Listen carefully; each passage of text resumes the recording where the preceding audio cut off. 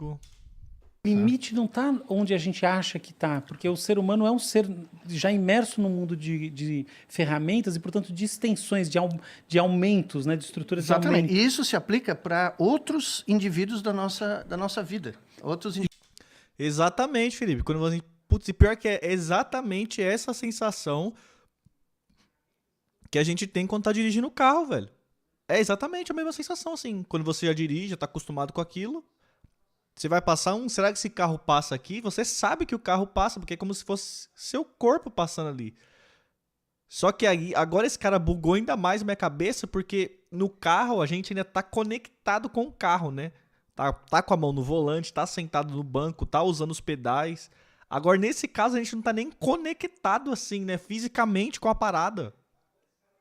Que loucura! Isso Isso é do nosso lindo. grupo social.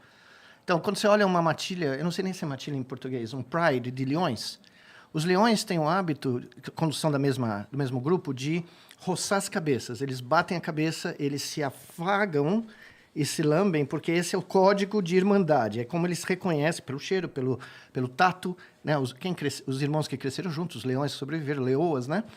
Na realidade, o cérebro desses leões, o senso de ser, não é individual. Ele incorpora todos os membros daquela família. Por isso que quando os leões caçam em grupo, né, com que eles têm estratégias absurdas, né, quando você para estudar isso, é uma coisa maravilhosa.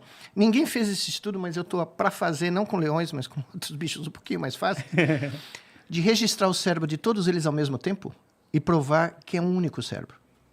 Porque eles estão todos síncronos. É a BrainNet lá. É a BrainNet, É, total tá BrainNet. vendo? Então, tem várias espécies onde isso é muito claro. Baleias, golfinhos, aquele cachorro selvagem da África, wild dog, que são os animais mais... O conceito de espaço coletivo desses bichos é uma coisa... Você não escapa deles. Se eles ficarem...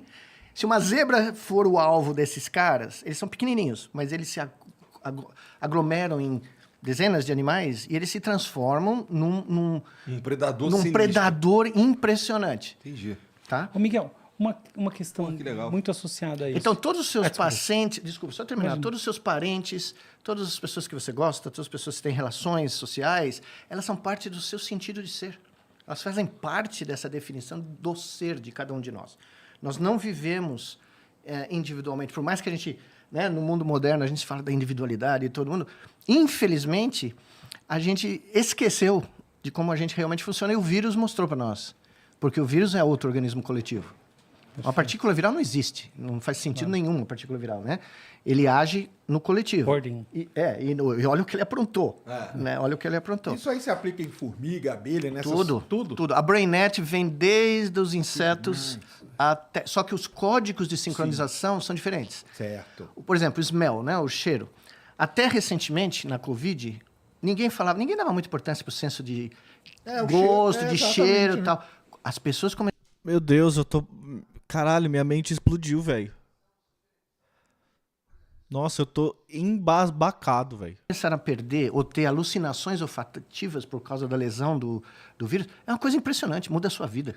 Você não consegue mais comer, você não consegue mais se relacionar com outras pessoas, porque você está tendo uma sensação olfativa completamente adulterada.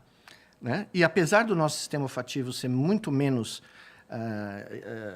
poderoso como em outros animais, né? Os leões, por exemplo, os cachorros e tal, a gente não percebe o quanto a gente depende para julgar se a comida está boa. Realmente. Né? Realmente. Então, é uma catástrofe. Eu estava lendo um artigo na Inglaterra. A Inglaterra tem centenas de milhares de pessoas com lesões definitivas do sistema olfativo.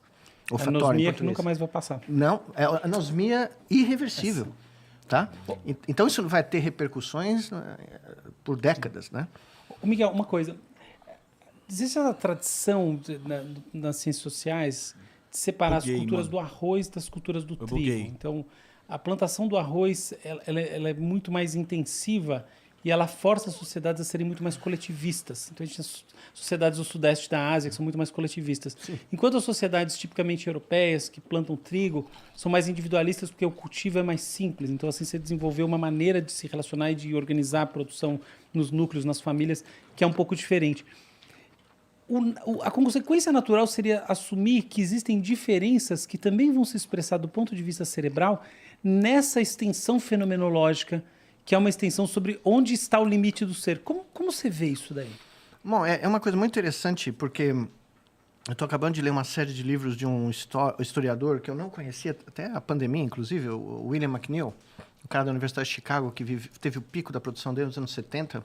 E ele tem uma sequência de livros, um dos quais fala exatamente sobre esse tema de eu acho como... isso fascinante.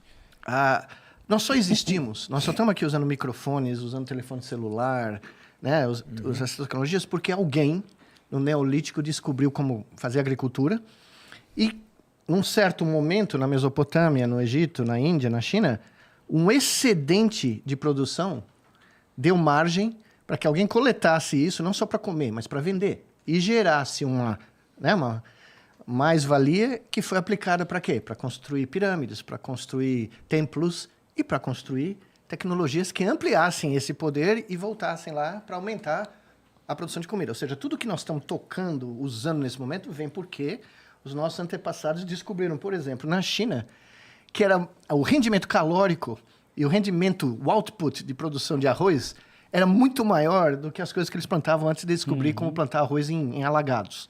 Tá? Isso mudou a história da humanidade, dramaticamente.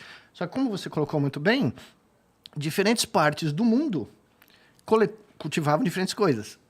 Ocorre que o grande salto da Europa, aqui vai cair o queixo de todo mundo, eu espero, só vem por causa da descoberta da América.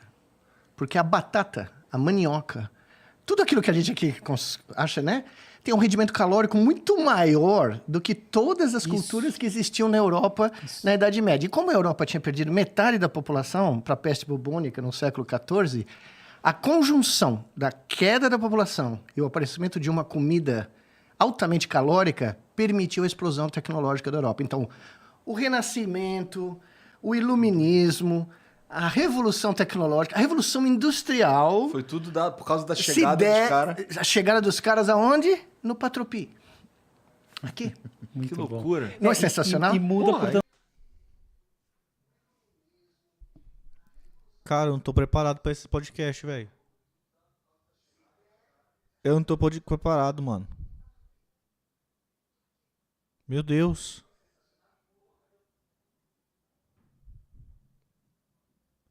Esse cara pegou meu cérebro, explodiu e agora explodiu o que restou desse cérebro.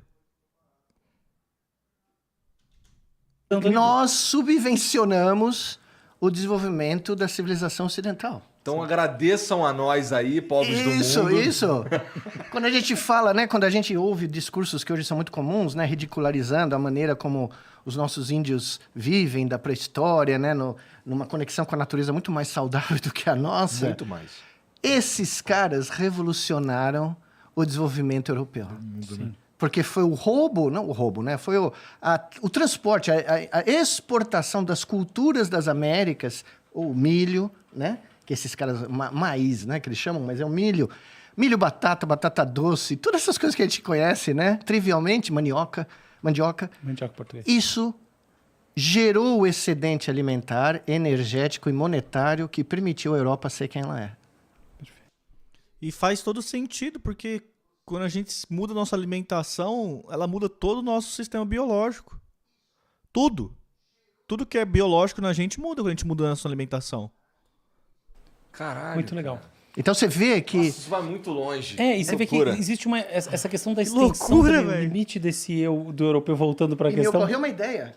E é só por isso, porque a Europa teve excedente, né, econômico com isso, que o imperador Abel Ferreira I veio ao Brasil e levou ao Viver de Imponente a maior vitória épica da história do futebol brasileiro. Ele vai ser o Eu vou ter que ouvir, é verdade.